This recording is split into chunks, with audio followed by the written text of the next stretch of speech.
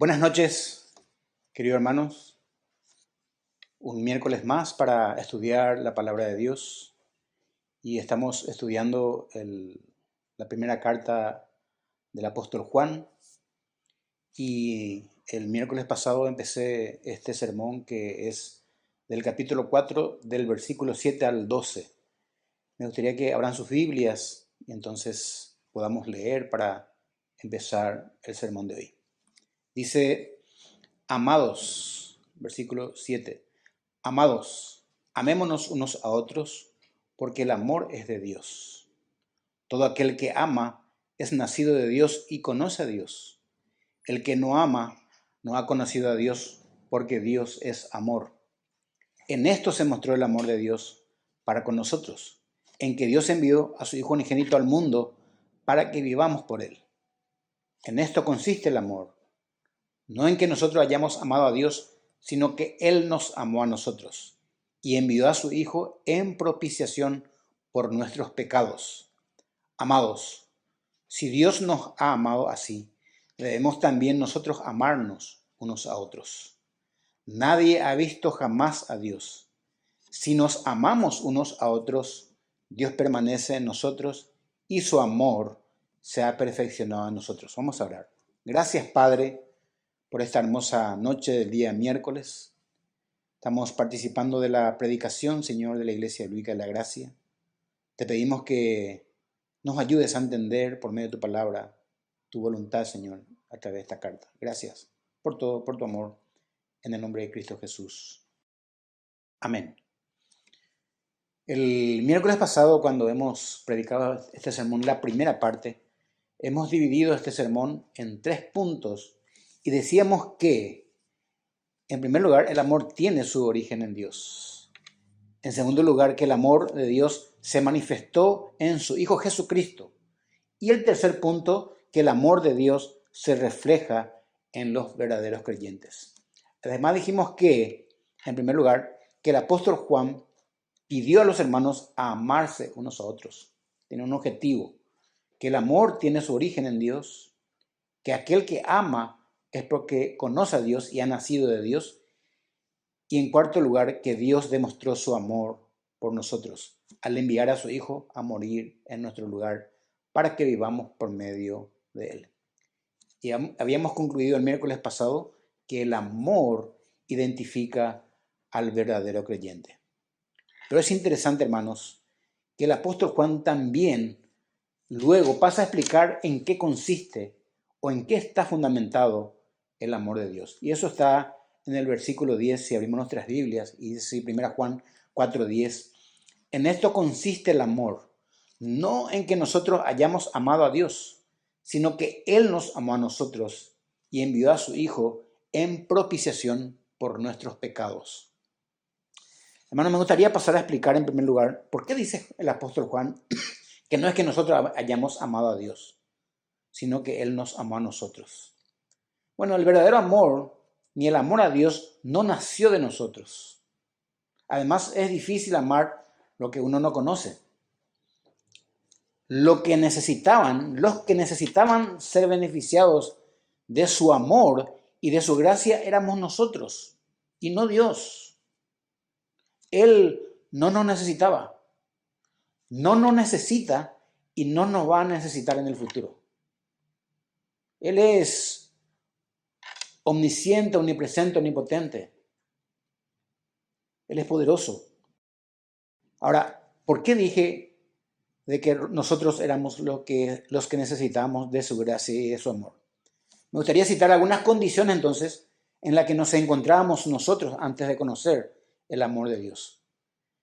En primer lugar, según Efesios 2:1, estábamos muertos en nuestros delitos y pecados. En el versículo 2 dice que estábamos siguiendo la corriente de este mundo. En el versículo 3 dice que estábamos viviendo en los deseos de nuestra carne. Y por eso éramos por naturaleza hijos de ira. Romanos 5:10 dice que éramos enemigos de Dios y esclavos del pecado. Todo esto éramos antes de conocer el amor de Dios. Y muchas cosas más. Si nosotros los creyentes ahora le amamos a Dios, es solamente porque Él nos amó primero. Éramos incapaces porque no hemos nacido de Él ni le hemos conocido aún. La Biblia dice, y hemos dicho el miércoles pasado, que el hombre natural no percibe las cosas que son del Espíritu de Dios.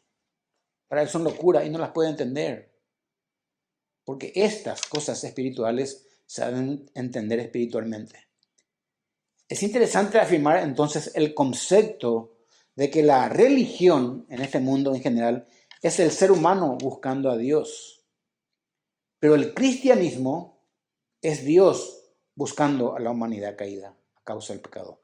Cristo vino a buscarnos. Por eso, la maravillosa verdad no es nuestro amor a Dios, sino su amor hacia nosotros en Cristo. Así, también como por ejemplo se dice con respecto a nuestra salvación, que nosotros fuimos lo que hemos decidido aceptarle a Él.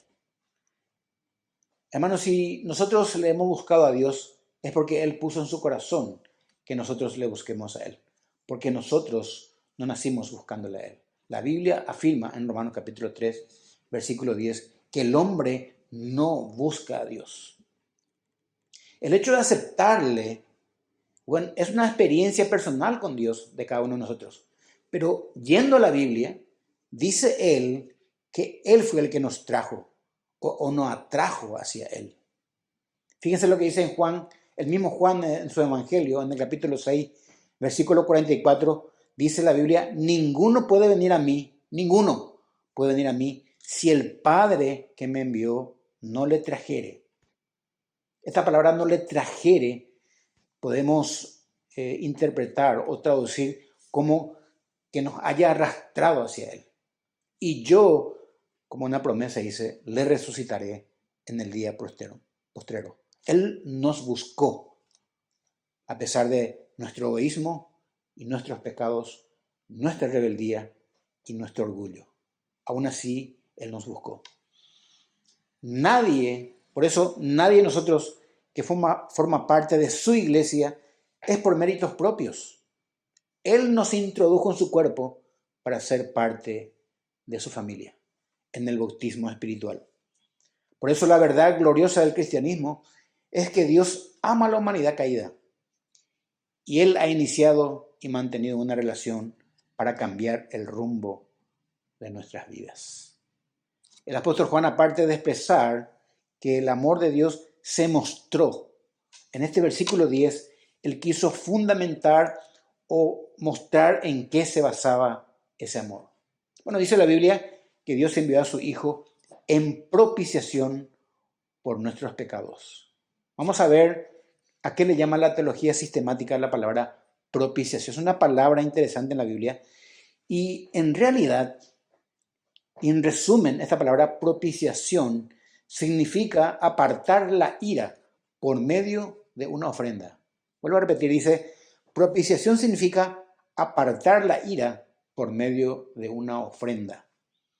Aparte del amor, la ira de Dios es una enseñanza fundamental y clara de toda la Escritura, tanto en el Antiguo Testamento como en el Nuevo. Aunque muchos teólogos liberales hoy quieren ignorar este aspecto del Dios de la Biblia, de nuestro Dios, tenemos que enseñar lo que dice la palabra de Dios en su totalidad, en este caso, acerca de la ira de Dios. De hecho, estamos predicando los domingos en Romanos y estaba hablando justamente de la ira de Dios. Todo inconverso debería saber que la ira de Dios reposa sobre él a causa de rehusar creer en el unigénito Hijo de Dios.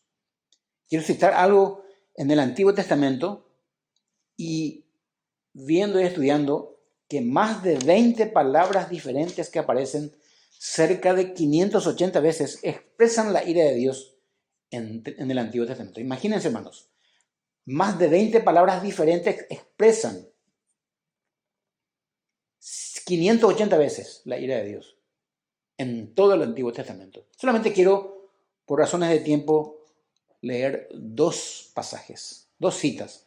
El profeta Jeremías, en el capítulo 21, Y en el versículo 12, para los que están anotando, dice así a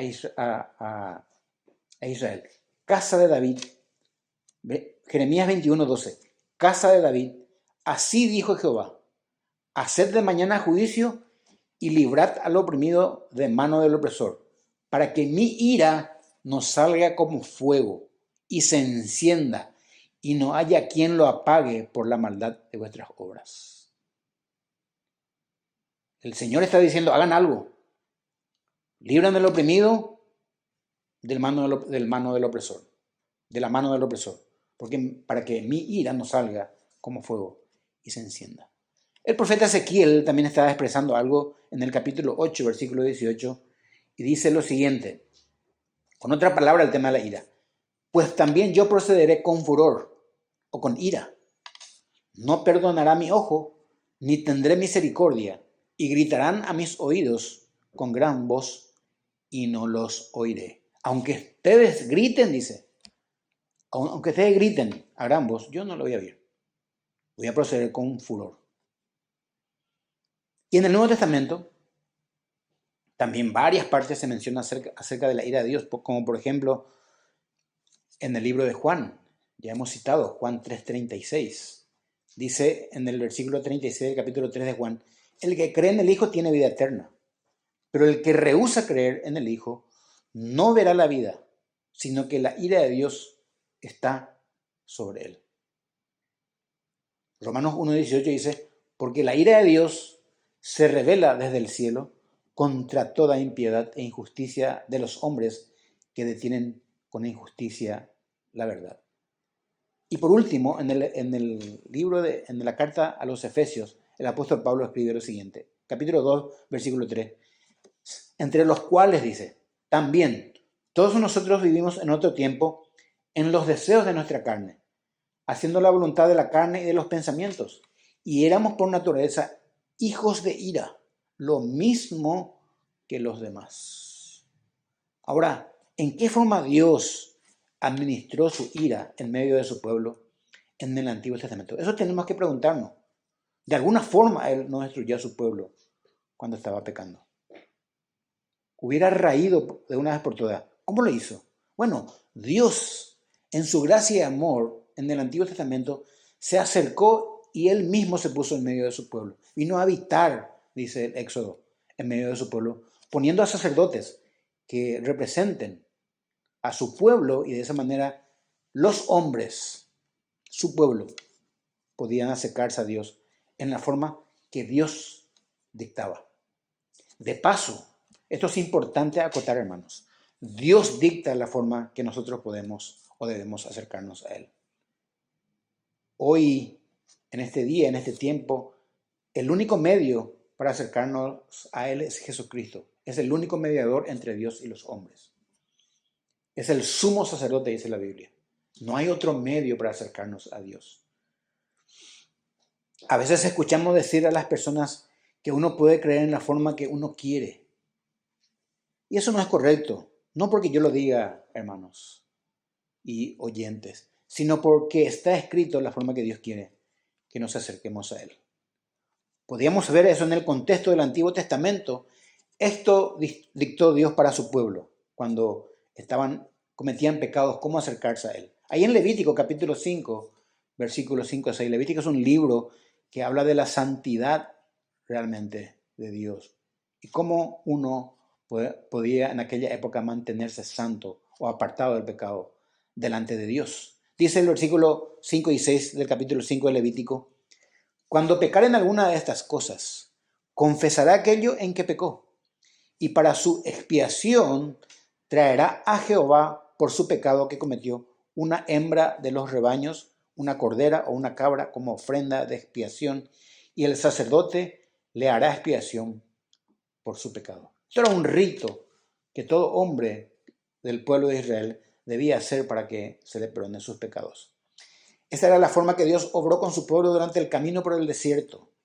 Un animal era presentado por el ofensor para el perdón de su pecado. Ahí en el capítulo 4 del versículo 35 dice una forma de hacerlo: y le quitará toda grosura, como fue quitada la grosura del sacrificio de paz, Y el sacerdote la hará arder en el altar sobre la ofrenda encendida a Jehová. Y le hará el sacerdote expiación de su pecado que habrá cometido y será perdonado. Hay toda una forma, un rito de hacer en aquella época. Por eso, con relación a la soteriología o a la salvación, la propiciación significa aplacar o satisfacer la ira de Dios por medio del sacrificio expiatorio de Cristo. Es interesante que el autor de Hebreos traduce una pequeña variación de la palabra como propiciatorio. Esto que vamos a leer es la providencia de Dios para con su pueblo en el Antiguo Testamento, hasta que venga Cristo mismo a ser nuestro propiciatorio. Dice en Hebreos capítulo 9, 3 al 5, tras el segundo velo, dice el autor, estaba la parte del tabernáculo llamada el lugar santísimo, el cual tenía un incensario de oro y el arca del pacto cubierta de oro por todas partes, en la que estaba una urna de oro que contenía el maná, la vara de Aarón que reverdeció y las tablas del pacto.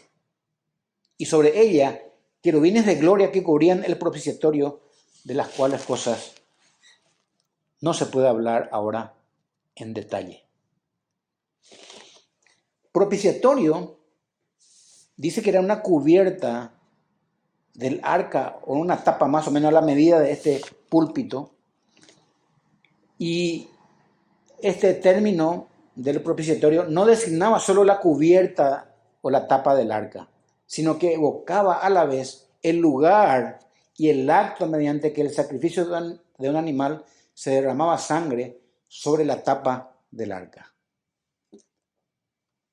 El autor de Hebreos dice que una mesa o un lugar cubierta de oro era el propiciatorio, donde se derramaba sangre de un animal para que el sacerdote lo presente a Dios. Es lo que Dios demandaba. Todo esto se hacía esperando el tiempo de Cristo. Ahora en el nuevo pacto, Cristo mismo se convirtió en nuestro propiciatorio, literal, de manera semejante. Todo esto que estamos hablando desapareció. Esto que estaba en el lugar santísimo.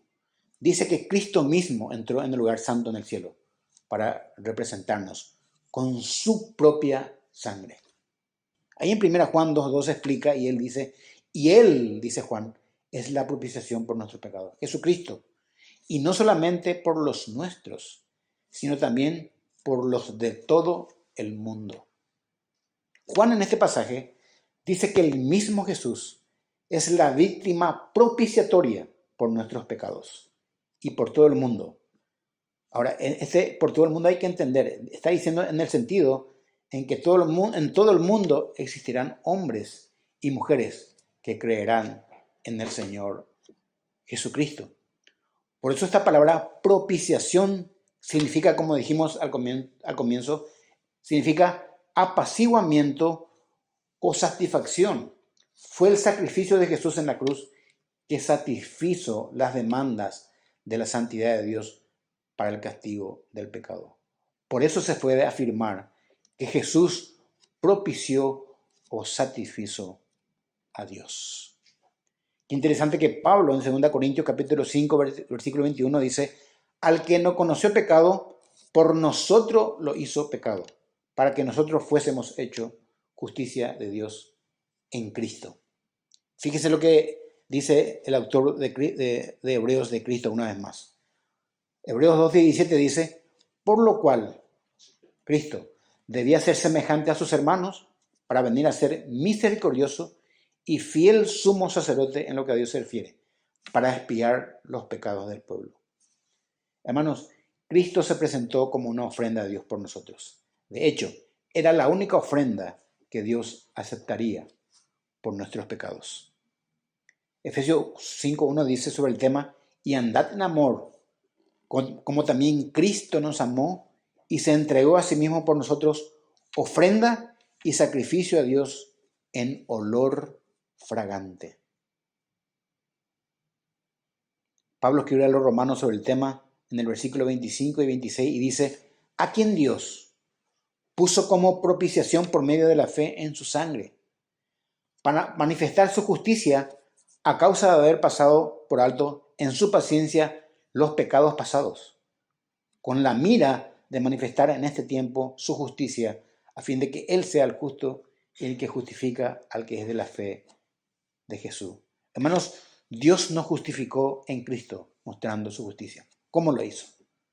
Colocó a Cristo como propiciación para que por su paciencia pase por alto nuestros pecados. A esto la Biblia lo llama gracia. Es un regalo inmerecido que Dios da al pecador. Con mucha razón, el publicano, en Mateo 18:13, dio un golpe de gracia, dijo algo trascendental para su vida cuando reconoció su pecado o que era un pecador delante de Dios. Fíjense lo que dice en Mateo capítulo 18, versículo 13. Él dice, mas el publicano, estando lejos, escuchen hermanos, no quería ni aún alzar los ojos al cielo, sino que se golpeaba el pecho diciendo, sé propicio a mí, pecador. Esta es una oración que todo hombre que no conoce a Dios debía hacer cuando entienda realmente que va su vida camino al infierno. El publicano dijo, sé propicio a mi pecador. Él está aceptando realmente su condición delante de Dios. Cristo es la propiciación por nuestros pecados. Amigo que estás viendo este video y entiendes o reconoces que eres un pecador delante de Dios, pedile a Dios sinceramente que Cristo sea propicio a tu vida.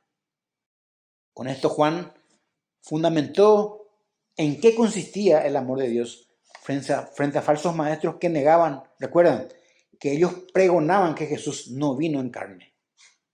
Sin embargo, en 1 Juan capítulo 4, versículo 2 al 3 dice, en esto conoced el Espíritu de Dios.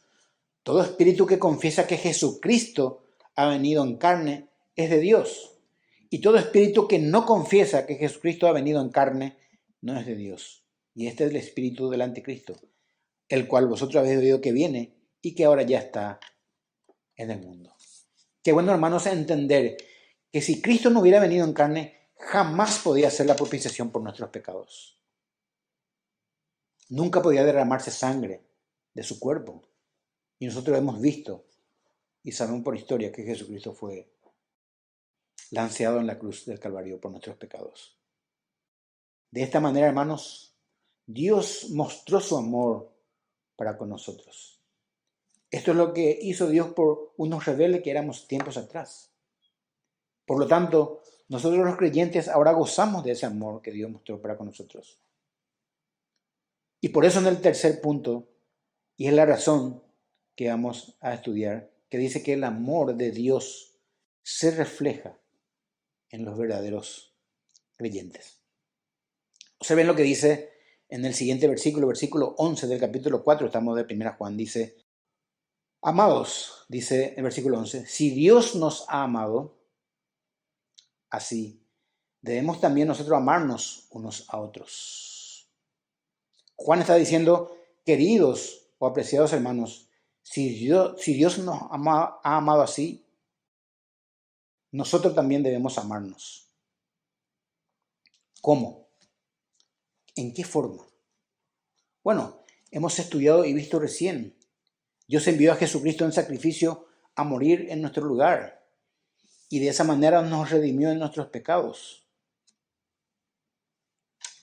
La forma de amar a los hermanos, y hemos visto, debe ser de una forma sacrificial. Juan dice, así debemos también amarnos unos a otros. Lejos del amor emocional y físico, porque existe también estos tipos de amor, de amores, el del cual habla el apóstol Juan, está hablando del amor hacia los hermanos, de un amor abnegado y sacrificial, así como lo hizo Cristo. La Biblia dice que Cristo dejó toda su gloria y vino y se encarnó en un hombre, tomó forma de hombre, se hizo un esclavo y la Biblia dice que caminó obediente hasta la muerte y muerte de cruz. Debemos volver a decir, hermanos, que el amor, como hemos dicho el miércoles pasado, más que un sentimiento, es una decisión firme de la voluntad. Dios los demostró en Jesucristo y Jesucristo decidió amarnos al caminar obediente hacia la cruz. Es interesante lo que dice Carl Lewis cuando escribe en uno de sus libros acerca del amor. Hermanos, yo sé que tenemos una mente muy limitada y el amor de Dios es muy difícil que nosotros entendamos en toda su dimensión. Va a ser muy difícil. Somos pecadores, limitados. Entonces, estamos hablando probablemente parte de lo que es el amor de Dios. Pero dice Carl Lewis en uno de los libros acerca del amor que no es un sentimiento de cariño solamente, sino un deseo constante por el bien supremo del ser amado, hasta donde se pueda alcanzar. Si nos ponemos a pensar en la iglesia de Cristo, en nuestra iglesia, en la iglesia de Cristo, tenemos que decir que la iglesia es más que una reunión de creyentes en un lugar para cantar y escuchar la palabra de Dios. El cristianismo se trata de relacionarnos entre los hermanos y con los hermanos. Es relacional, es convivencia. Si no, sería muy difícil llevar a cabo lo que pide el apóstol Juan en su carta, el amor cristiano debe mostrarse. Yo sé que en estos momentos no podemos llevar a cabo estas prácticas por la pandemia que estamos sufriendo. Pero apenas nos reunamos, debemos demostrar el amor que tenemos hacia el hermano. Fíjense lo que dice en Hebreos capítulo 3, versículo 13, de la relación que tiene que haber entre los cristianos. Antes dice, exhortaos los unos a los otros cada día, entre tanto que se dice hoy, para que ninguno de vosotros se endurezca por el engaño del pecado. En este tiempo lo estamos haciendo solamente por el tema de la predicación. Si no hubiera esta pandemia, esto teníamos que decirnos unos a otros siempre. A mí me tenían que decir los hermanos, yo también a los hermanos. Teníamos que exhortarnos cada día. La Biblia dice que nosotros podemos endurecernos a causa del pecado, del engaño del pecado. Entonces es importante exhortarnos siempre, alentarnos. Está hablando de una convivencia, acá en hebreo está hablando de una convivencia de hermanos que estaban juntos y estaban siendo perseguidos por el imperio romano y que necesitaban apoyarse entre ellos. Que no se desanimen, que sigan adelante en la fe. Debemos decir que la iglesia es una comunidad de hermanos comprometida a ayudarse unos a otros. Y debemos aceptar, inclusive, que habrá conflictos entre nosotros como hermanos. Pero eso lo debemos reparar con actitud humilde. De eso se trata la convivencia en una comunidad. La Biblia nos da parámetros de cómo solucionar problemas interpersonales. Eso es amor. Ahora, la pregunta sería, ¿cuál será entonces el mayor bien que pueda procurar un hermano por el otro? ¿Qué es lo que yo podría hacer o desear para mi hermano o mi hermana de lo que me corresponde en mi iglesia? Bueno, el mayor bien que podemos buscar para nuestros hermanos o hermanas, miembros de nuestra iglesia local, es que sean mejores discípulos de Cristo. Exhortarnos a eso. De esta responsabilidad, hermanos, nadie de nosotros puede escaparse. Yo no puedo decir, bueno, esto es trabajo solamente de los pastores o de los ancianos o de los diáconos. Es mi responsabilidad. Es menester de todos el edificarnos unos a otros en amor. Hermanos, o somos familia o no lo somos. Fíjense lo que Pablo escribe a los filipenses acerca del amor estando en la cárcel. Lo siguiente, ahí en Filipenses capítulo 2, versículo 2 al 5, dice algunas vivencias que tienen que tener los cristianos unos con otros. Una convivencia, una relación entre los hermanos. Escuchen lo que dice. Completad mi gozo, versículos 2 al 5 del capítulo 2 de Filipenses. completad mi gozo, sintiendo lo mismo, teniendo el mismo amor, unánimes, sintiendo una misma cosa. Nada hagáis por contienda o por vanagloria. Antes bien, con humildad, estimando cada uno a los demás como superiores a él mismo, no mirando cada uno por lo suyo propio, sino cada cual también por lo de los otros. Haya pues en vosotros este sentir que hubo también en Cristo Jesús. El apóstol Pablo escribió a los filipenses de qué forma debía relacionarse en amor con sus hermanos. Esto es un modelo a seguir. Y anoté algunas cosas de ese pasaje que leí recién. Sintiendo lo mismo, siempre pensando en la unidad del Espíritu. Nada hagáis por contienda. Hermanos, no hagamos nada que dañaría la reputación de un hermano por estar en desacuerdo con él. Podemos estar en desacuerdo, pero dañar una reputación de tu hermano no podemos hacerlo. Estimando a los demás como superior a ti mismo. Saben, hermanos, que mucha gente trata de darle vuelta a este pasaje y no interpretar lo que Dios quiere. Lo que Dios te dice, y sin dar vuelta al pasaje, es que estimes al hermano como superior a vos.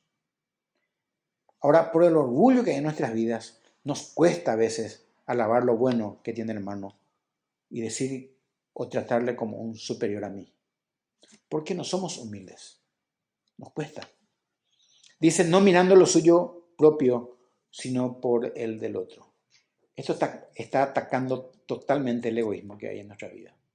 Está atacando. Se necesita mucha madurez y se necesita mucha entrega para realizar esto que dice acá.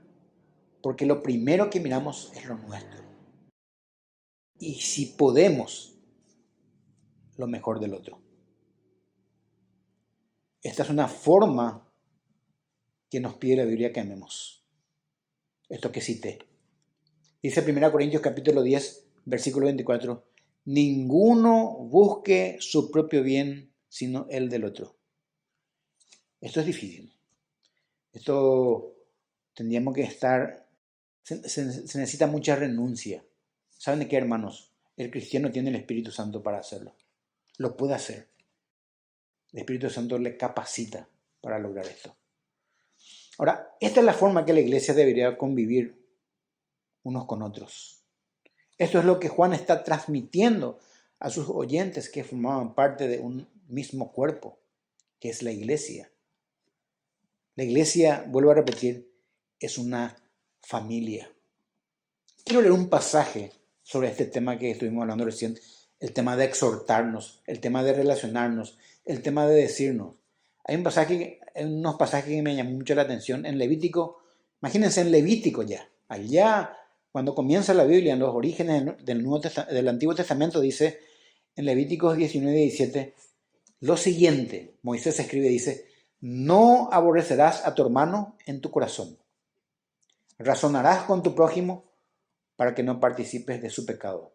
Es un poco medio difícil. Estuve buscando en otra versión lo que dice. Fíjense lo que dice en otra versión.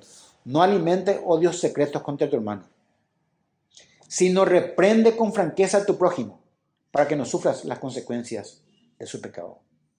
¿Por qué yo tengo que sufrir el pecado de mi hermano? Porque somos un cuerpo, hermanos. Si él pecó, yo sufro. Si mi dedo se golpea, todo el cuerpo resiente, dice la Biblia.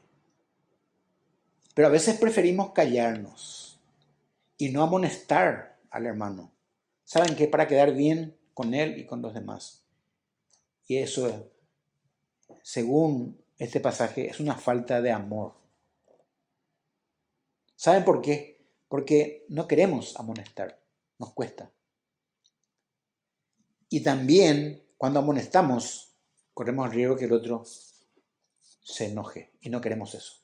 Pero la Biblia dice que debemos hacerlo. El verdadero amor se refleja en hablar con los hermanos sobre temas difíciles. Pero es necesario hablar de esos temas, porque esos temas llevan a obedecer mejor a Cristo. Si un hermano no se está congregando más, ¿qué haces? ¿Te acercas a amonestarle? La Biblia te pide que es un pecado, es un problema. Toda vez que en amor nos acerquemos a amonestar, es lo que la Biblia requiere. Debemos relacionarnos. Ahora, todo esto implica, y más aún, hermanos, implica que nos amemos unos a otros. Quiero decirles que el mundo no practica esto. El mundo practica la venganza, el odio y la hipocresía. Y creo que no hace falta que les enseñe esto, porque mucha gente convive con personas que no conocen a Dios diariamente. Y si por ahí usted no sufre eso y dice, bueno, todos mis compañeros no me tratan así y no conocen a Dios, bueno, en todo caso, ellos no son sus hermanos en Cristo. Si nos falta conocer cómo amar al hermano, le invito para leer un pasaje y podemos poner a prueba nuestro amor por el otro para ver en qué situación está. Acá hay un modelo en 1 Corintios capítulo 13. Y en este momento, si vos decís que amás, poné como una radiografía sobre estos pasajes que dice así. En el versículo 13, del versículo 4 al 7 de 1 Corintios dice, el amor es sufrido. El amor es sufrido, ¿qué le parece? Es benigno, es bueno.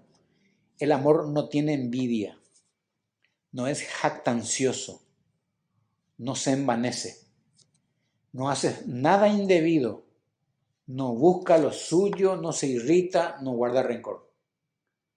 No se goza de la injusticia, más se goza de la verdad. Todo lo sufre, todo lo cree, todo lo espera, todo lo soporta. ¿Qué le parece? Esto tiene que ser un parámetro de nuestras vidas si decimos que tenemos amor al hermano. Versículo 12. Esto es interesante.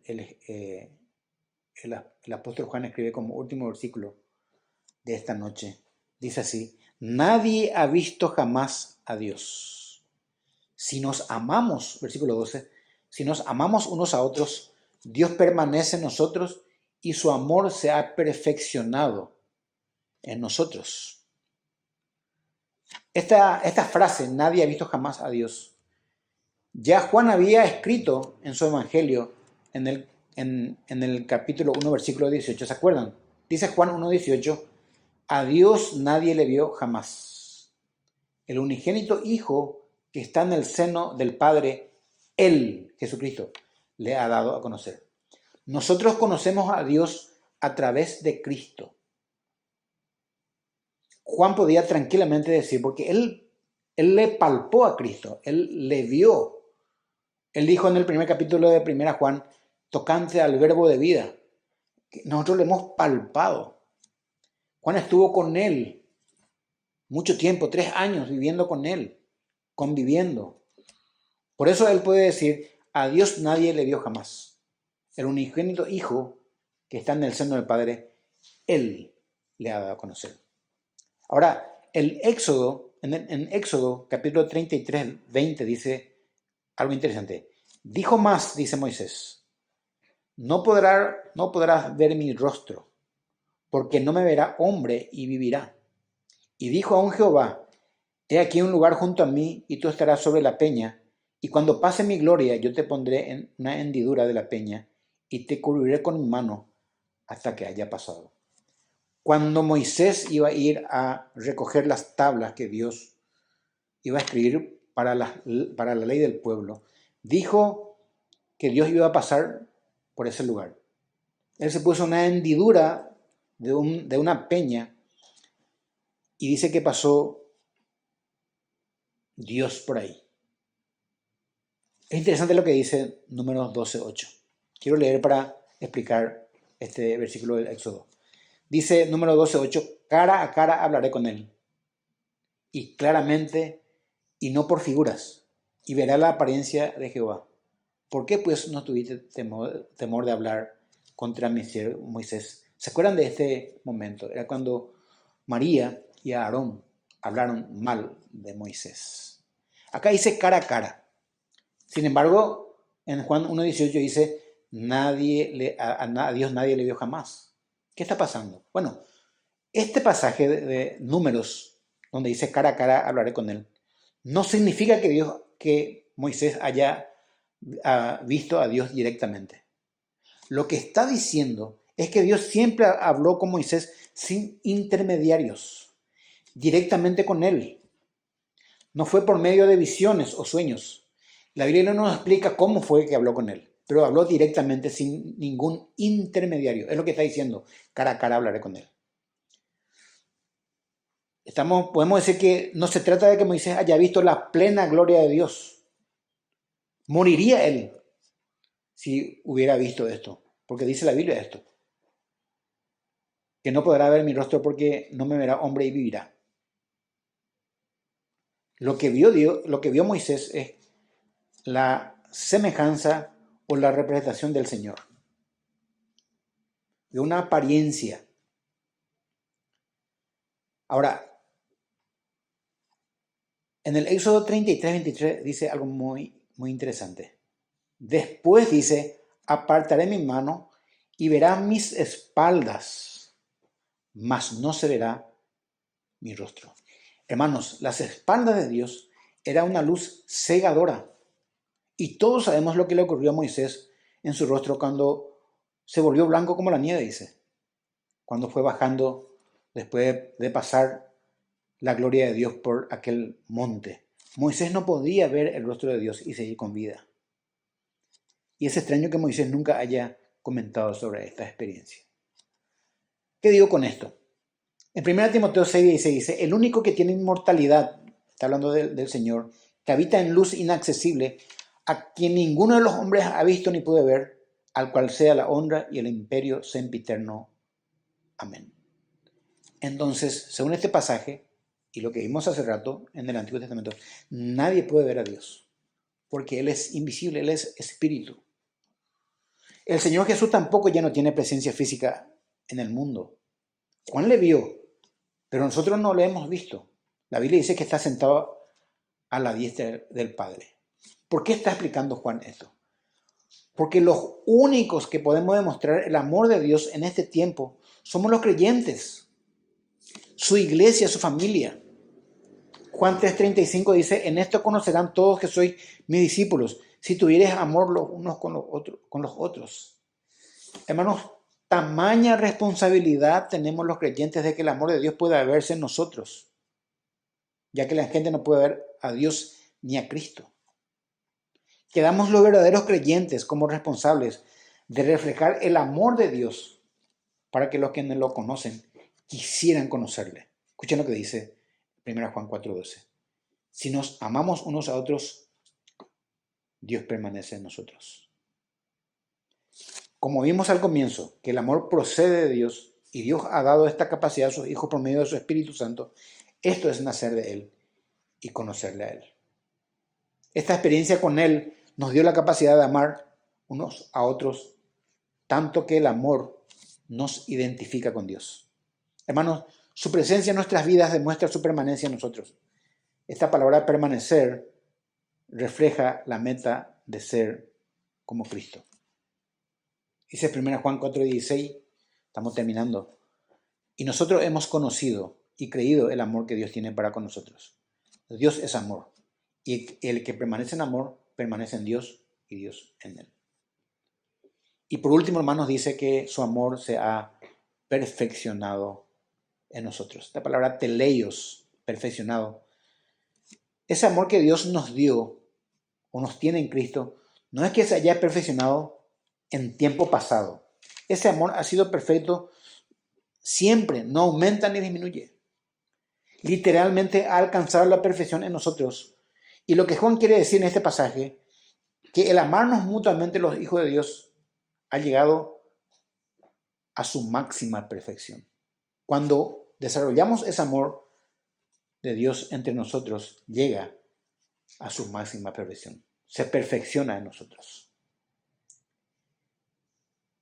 Querido hermano, el título de nuestro sermón decía que el amor que Dios ha manifestado en su Hijo Jesucristo es reflejado en la vida de todo verdadero creyente. No deberíamos tener duda para revisar si nuestro amor refleja ese amor o lo estamos enfocando, no como el Señor lo desea, ya que vimos que el amor ágape identifica a todo verdadero creyente. Vamos a orar. Padre, gracias por esta hermosa noche. Hemos visto, Señor, que el amor viene de ti y tú nos pides que nos amemos. Tú nos pides que practiquemos el amor que tenemos y que nos demostraste en Cristo Jesús en nuestras vidas. Gracias por la oportunidad de haber estudiado tu palabra en el nombre de Cristo Jesús. Amén.